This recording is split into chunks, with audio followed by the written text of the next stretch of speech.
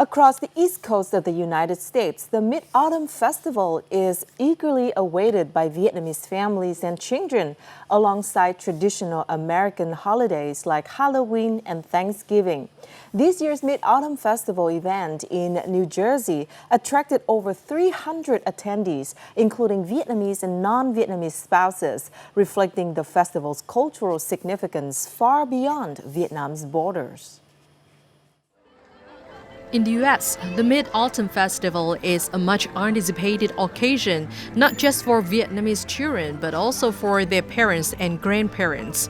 It's a time for family to reconnect, for parents to reminisce, and for children to socialize.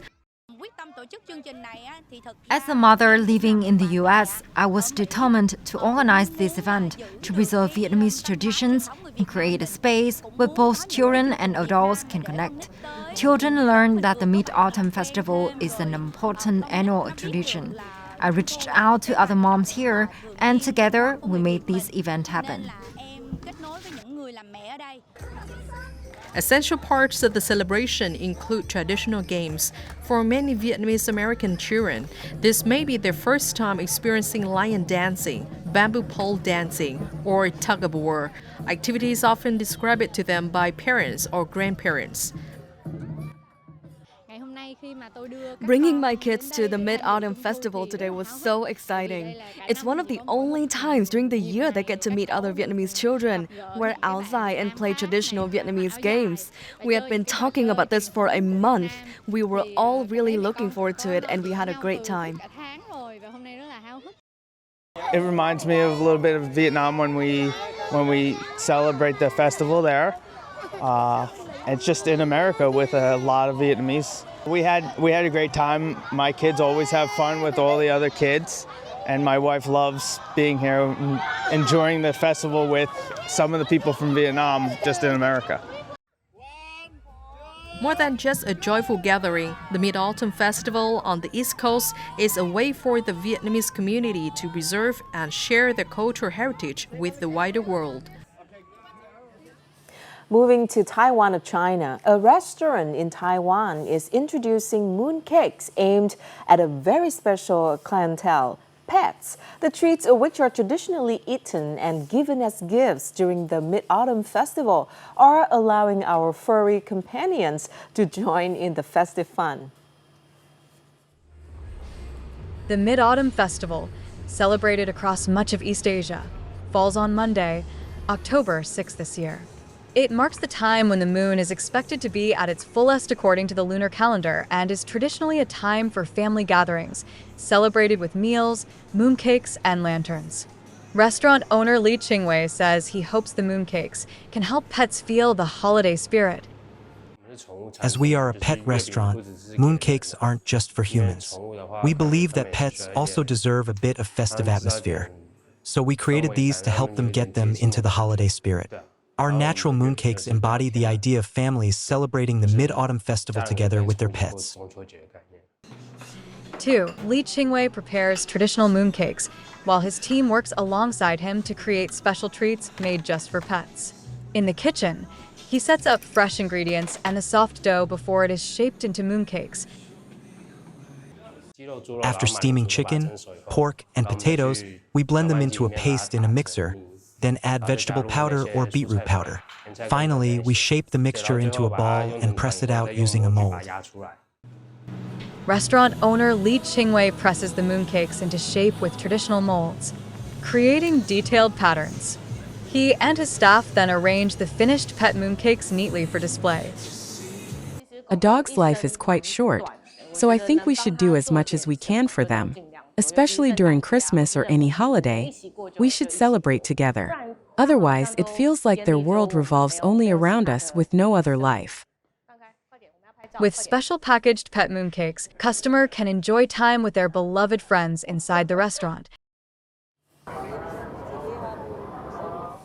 a team of excavators uncovered a $1 million worth of treasure from a centuries-old Spanish shipwreck off Florida's famed Treasure Coast. The haul, announced by the salvage company 1715 Fleet Queen's Jewels, includes over 1,000 silver and gold coins recovered during the summer of 2025. These coins, some still bearing visible dates and mint marks, are remnants of a fleet lost to a hurricane in July 1715. For generations, treasure hunters have scoured this stretch of Florida's east coast searching for lost riches, and this latest discovery adds to the legendary allure of the area.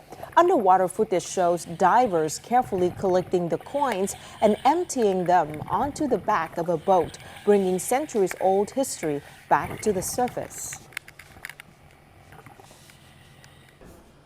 On Friday evening in Hanoi, a major literary event was held to celebrate both Vietnam's rich reading tradition and its growing literary culture.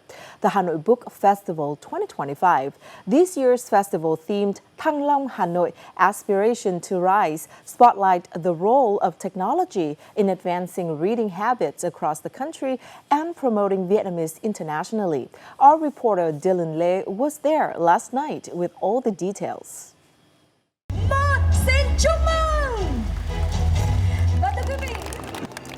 The 10th Hanoi Book Festival has officially commenced, drawing local and tourists, both domestic and international, to one of the capital's biggest literary events right here on Dinh Tiên Hoàng Street, where I'm standing right now. Now, this year's event aims to impress with a mixture of tradition and technological innovations. Experiences such as reading the digital version of some of the literary collections to VR 360 experiences and Q&A sessions with the AI mascots has impressed many visitors.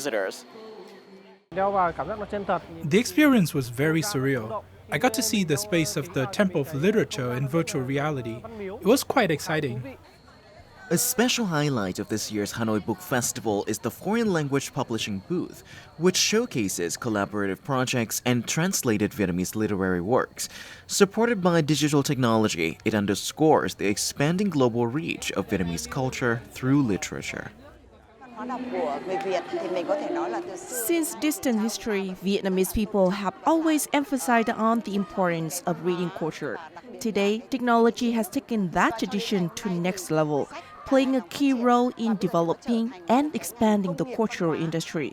Thanks to digital platforms and tools, books can now reach wider audiences, helping to share the richness of Vietnamese culture, not just locally, but globally.